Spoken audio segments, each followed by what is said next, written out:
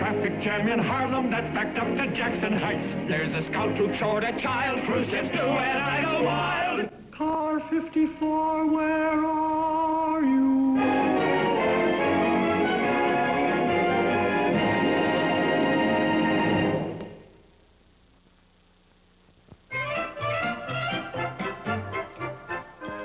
Wonderful dinner, Lucille. It's so nice to have someone who appreciates good food for dinner, Francis. Otherwise, it's just feeding time at the zoo. Oh, look what time it is. Oh, Gunther, not again. Hurry up. Get my gun, Lucille. I'm going to turn on the TV. Hurry up, Lucille. Francis, help me with the gun belt. Here. Tonight I got a feeling I'm going to do it. But, Gunther, you promised that you wouldn't. Stand back. When you took over Cactus Prairie, Clamp, you forgot just one little thing. Me. Oh, he beat me again. Everyone always asks me, why don't you have a child? And I tell them 1 3-year-old is enough. Do you mind? Do you mind? This is practice. It keeps me sharp. Gunther, that's ridiculous. Oh, yeah? Well, this season alone, I got Marshal Dillon 3 times. In the back. You're a screamer. Hey, what are you doing? I'm turning off the television. But, Lucille. Well, Francis is here. I thought just one night we could sit around and have some intelligent conversation. So while you two are talking, what am I going to do? Gunther, just one night without television. Just as an experiment to see if the networks will survive without you. But tonight, Police File is on. Francis and I have got to watch it. It keeps our wits sharpened. Oh, here it is. This is Police File. I'm Conrad Nagel, bringing you another true crime from the files of the New York Police Department. Case 7264. The Dobernack murder case began with a phone call to the 27th Precinct, reporting a murder in the home of Mr. and Mrs. Dobernack in Lower Manhattan. Another crime program. I guess watching a show like this with 2 cops kind of ruins it for you, huh, Lucille?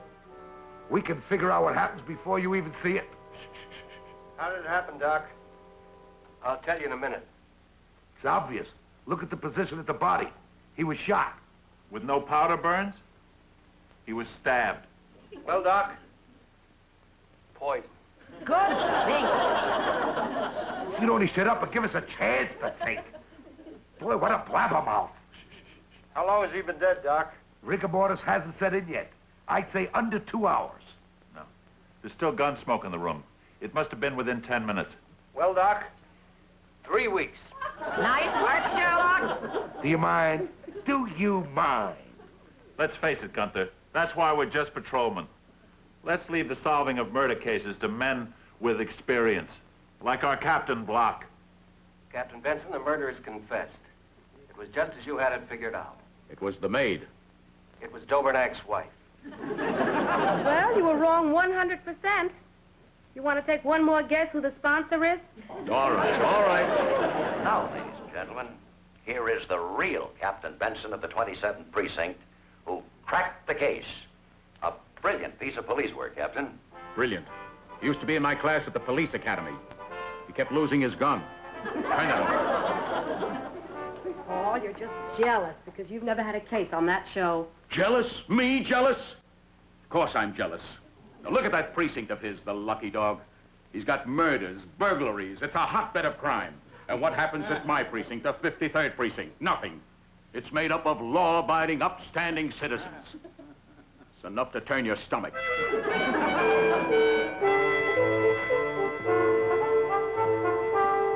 Good morning, Captain. Leo, anything happen? No, everything's nice and quiet. Nice and quiet.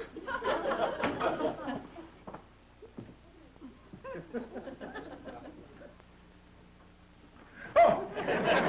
What is it, Captain? Don't let me disturb you. I just want to go over the blotter, see if anything important happened during the night shift. 2:45 a.m. A call came in asking the correct time. 3:01 a.m. A call asking if alternate side parking is in effect on Fordham Road. 4:06 a.m. Mrs. Kramer called asking if we'd seen her husband. Anything else? That's it. You know, we'd be better off closing the station at night and putting in an answering service. Oh, Cap! What is it? Captain, something big? Big. This was the biggest case that Francis and I ever cracked. What? It was an emergency call, an apartment house near Yankee Stadium. Go on. Before we even got there, we heard the screams for help. Screams. We rushed up there, Captain, and who do you think it was? Yogi Berra. Yogi Berra. He was screaming, help, help. Francis and I knocked the door down and rescued him.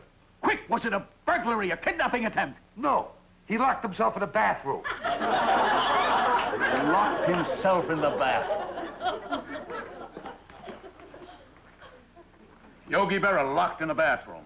Well, that was our big case for the year.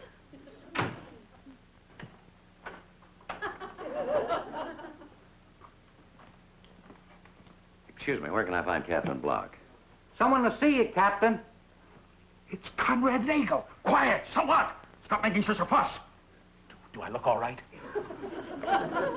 Say, ain't you on television? Yes. Oh, tell me, Huntley or Brinkley? Not quite. I know that face. Somebody to see me? Captain Block, I'm Conrad Nagel. That's who it is. I do the Police File television show. Television? Television. Well, I have so little time for television. So much going on here. It's a show that dramatizes actual cases from the New York police file. It's a good idea. Captain, I'm working on one of the biggest cases we've ever had, and it came right out of this precinct, the 53rd. My precinct? That's right. If I can clear up certain facts, I think it will reveal one of the greatest pieces of police work ever performed by a precinct captain. One of the greatest pieces of police work by a captain, eh? That's right. Oh, please step into my office. Thank you. Now, if you just wait for me inside, I've got some work to finish up out here. Of course, I understand. Your police duties must come first. That's the way I am. I'll be right with you. Thank you. What did I do? What did I do? Weren't you involved in grabbing the gang that pulled the Cartwright jewel robbery? What involved? After they were caught, I took their fingerprints. Think, what did I do? The Acme warehouse robbery, where they tied up the cop on duty, grabbed the furs, and then got nabbed after a running battle on Southern Boulevard. You were in on that. Yeah, I was the cop they tied up. Think, what did I do? If he knows, I should know. I got it. What big thing happened that made them promote you to captain? Captain Sweeney retired. What did I do? What did I do?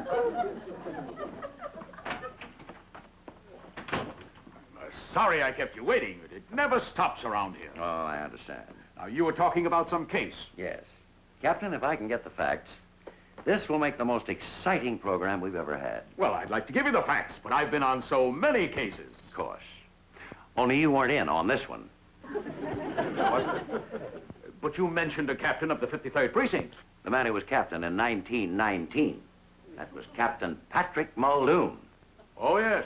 The man who single-handedly nabbed the Babyface Gordon gang after they robbed the Federal Reserve vault of $12 million in gold bullion. Is that the case you want to dramatize? Yes, but only if I can clear up certain facts. Now, I understand Captain Muldoon's son is here in your precinct now. Yes, Patrolman Francis Muldoon. Oh, just a patrolman. Well, I guess he didn't run into any luck. No, he ran into the wrong partner.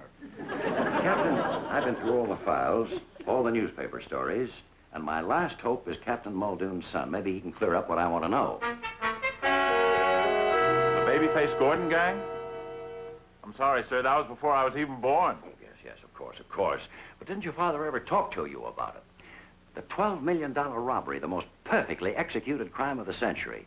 Once those crooks got their hands on the gold, they changed into regulation police uniforms for their getaway. But before they'd gone one block, your father spotted them and brought them in. That's right. That was Dad's big case. I know.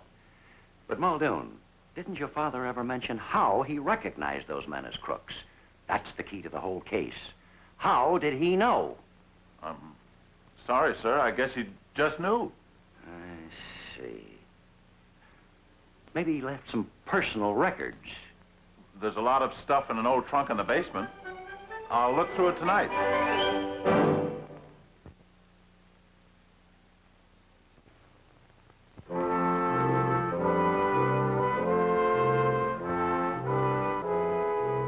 Boy, what a cop he was. An autographed picture from President Woodrow Wilson. Listen, to Patrick Muldoon, for heroic work in the Federal Reserve robbery case. Here's a picture of him when he was just made captain. He was only 25 years old. Look at me, I'm 36 and still a patrolman. Don't feel bad, Francis. People were much younger then. Yeah. Here, look at this. Hey, it's my father's diary. Listen to this. October 27th. Today I received the Special Commissioner's citation for capturing the Babyface Gordon gang with $12 million in gold bullion they had just robbed from the Federal Reserve storage. What a hero I am. I wonder if they would still think I was a hero if they knew how easy it was to nab them. Easy? This is the story of the famous Federal Reserve gold bullion robbery. On the afternoon of October 15th, 1919, one of the cleverest gangs in the history of American crime gathered in a room at the Royal Arms Hotel on East 67th Street, Manhattan. The mastermind of the gang was the notorious Babyface Gordon, who had spent 2 years planning the robbery. Next in command, Swifty Swanson, an acrobat with the speed of a deer. For a lookout, the gang had Harry Carson, alias the Hawk, a man with fantastic vision. For sheer power and strength, there was Muscles McGurk. But last but not least, there was Trixie Latouche, the gang's decoy. Many a man lived to regret her false kisses. 2:43, 1 minute to deadline. Final check. Muscles? I got the route, and we hit the place at 2:51. Swifty? I jumped the ball, get the inner door. Hawk? I got the layout. Trixie? I'll take care of the guard. Okay, let's go.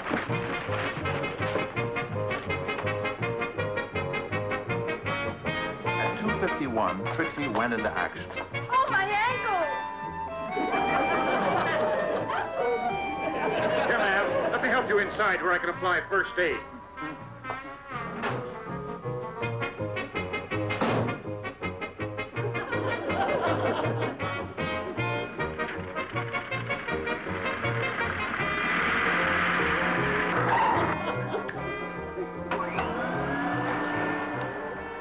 At 2:52, the first stage was over. Everything was going according to plan.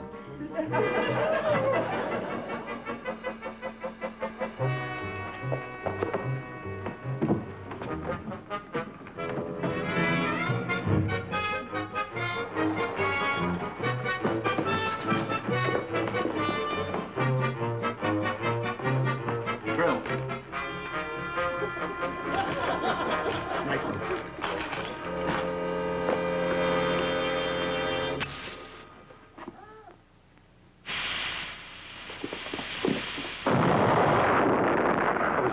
Kiss me, you fool! 3:04, on schedule to the second.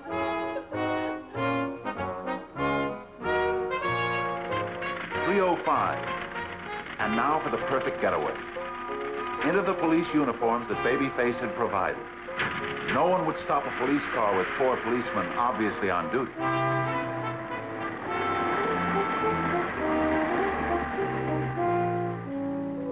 In less than 6 minutes, one of the most cleverly executed robberies had taken place, every detail checked and rechecked, and yet they hadn't gone a block when I spotted them, drew my gun, and arrested them. Wow. What a cop your father was. How did he figure out that they were the guys? The capture of Babyface and the cracking of the $12 million robbery made me a hero. They called me a genius, but I'm ashamed to say that spotting them as crooks was the simplest thing in the world. This clever gang, after 2 years of painstaking planning, made a most ridiculous mistake. And that mistake was... Oh, no! Well, what was the mistake? Oh, brother. Why, the dumbest cop on the force could have spotted that. I'll even go further. I could have even have spotted that. No wonder my father never mentioned it. Let's go call Mr. Nagel. No. Don't you want your father's story on TV? No. No. My father had a great career after that, and I don't want it tarnished by the fact that the one big case that launched it was just a simple routine arrest. You see, everybody gave my father credit for being a genius. I know what you mean. You'll have to send this picture back to President Woodrow Wilson. Oh, well, I guess that's that. Not quite. Gunther, I won't be able to sleep a wink until I find out something. What? How could the cleverest gang this country ever saw, after years of planning every detail, make such a dumb mistake? I gotta talk to that gang and find out. But Francis, none of them is still around. They all did 20 years in Sing Sing for that job. The whole thing was over 40 years ago. Gunther, I gotta find out. Swifty Swanson and Babyface Gordon. That's right. The clerk at records is looking them up. Francis, it was 40 years ago. I know, but Gunther, I just have to find out. Hello? The only one we got a line on is William Babyface Gordon. He did 20 years for a gold robbery. Got out in 39. No police record after that. Went straight, I guess. Here's his last known address.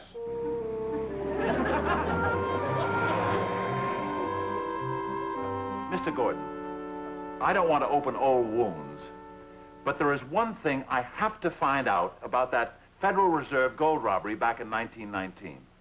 Oh, that. And we were all young and foolish, and we paid the price. See, that's a wonderful attitude.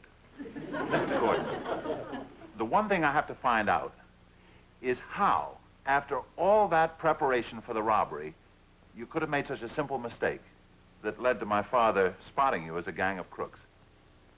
A mistake? Don't you know? I spent almost 43 years trying to figure out what it was. It was simple. You all wore regulation New York police summer uniforms. That's right. I checked it. Yes, but what you failed to check was the fact that the robbery took place on October 15th, the day every New York policeman changes over into winter uniform. So when my father saw 4 cops dressed up in summer uniforms, he knew at once you weren't police. What a stupid mistake. Don't feel too bad. I make the same mistake every year. Winter uniforms. I thought I planned the perfect crime. Well, I hope you don't mind us telling you this, Mr. Gordon. Oh, no. Just reaffirms my faith that it was Providence that caused me to make the mistake that returned me to a useful, respectable life. Well, this is our lunch hour. We'd better go. Thanks very much, Mr. Gordon. Bless you, boys. Bless you. Bless you. Thank you very much.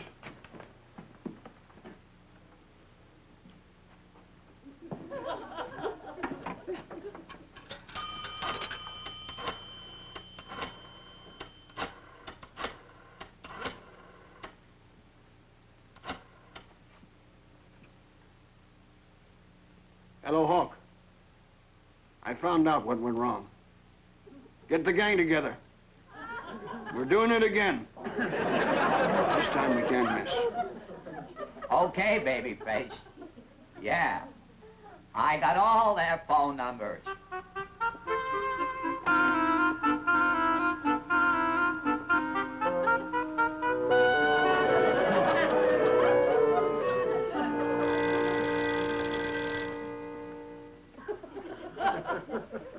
Janitor! What? Hawk? Yeah, this is Muscle. Yeah, I'll be there. Hey, Swifty, call for you. Be there in a jiffy.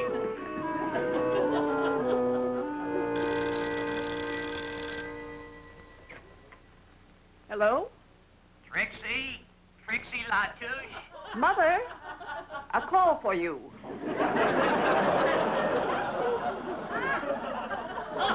Hello? I'll be there. What is it, Mother? Oh, I've got to go to Aunt Dora's again. This is it. I've cased the plant. And thanks to a presidential order of 1936 freezing all gold, the stuff is still there. Now, you all know what to do. Muscles? The car is ready. Swifty, you know what to do? What? You know what to do. Oh, yeah. I jumped the wall. Hawk? I got the layout. Trixie? I'll take care of the guard. Okay, let's go.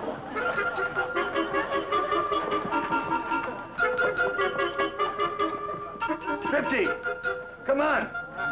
Coming.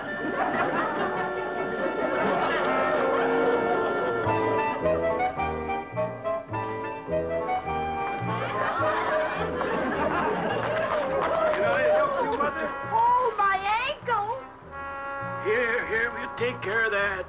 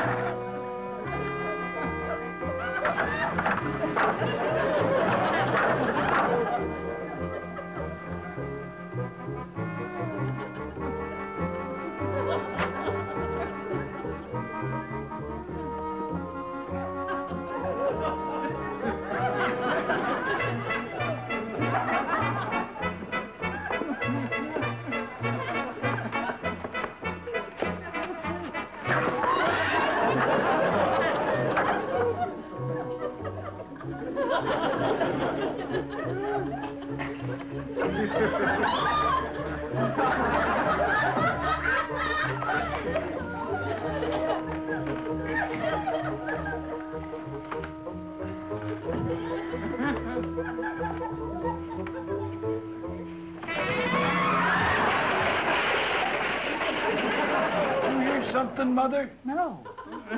Your move. Drill. Huh? Get the drill. What? Get the drill. Oh, the drill. And hurry it up. I said hurry it up.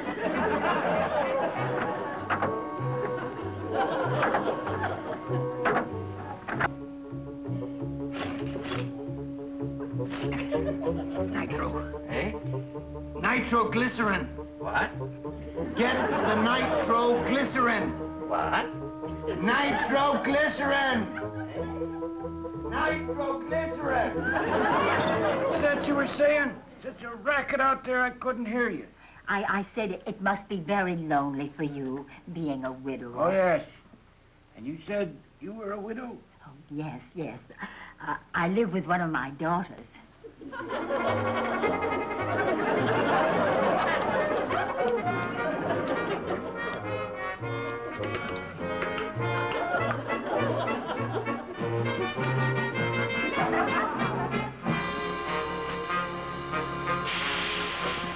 Run for cover.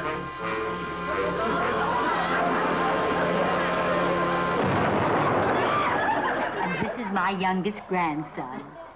A fine-looking boy. This is my grandchildren.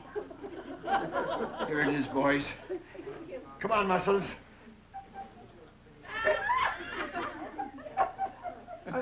I can't lift it. How are we going to get it out of here? What's the difference? What good will the money be to us now, anyway? You're right. The main thing, boys, we showed them that we could pull off the perfect crime. And now for the perfect getaway. You got the police uniforms? In the car. Winter uniforms? Winter uniform. Now, let's put them on. This time, not a cop in the world will be able to spot us. Come on. My daughter Matilda can be our maid of honor. And my great-great-grandchild Joel can be the ring bearer. I retire in a month. And then, St. Petersburg, here we come.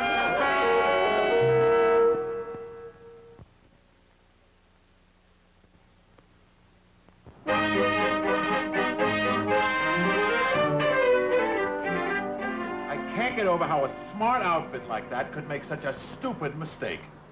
Just think, if they had only worn their winter uniforms, no one would have spotted them.